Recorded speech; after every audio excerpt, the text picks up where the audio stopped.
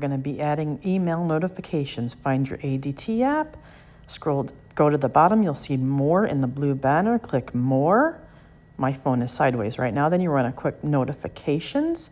After you click notifications, you're going to click that cogwheel on top in the blue banner and the plus sign on top in the blue banner. Once you click that plus sign on top in the blue banner, it's going to take you to a new screen. And in that new screen, you're going to want to scroll down till you see alarm events. Click on alarm events. After you choose alarm events, we're going to be adding a new contact. You can scroll through here and look at what the different types of settings are in alarm events, but we're going to come down to the bottom to recipients and choose add. After you choose add, you're going to add a contact up there in the top in the gray box. So you're going to add your contact, put all the information, and make sure you put their email address so they can get email notifications and save that contact. Good job. You're done.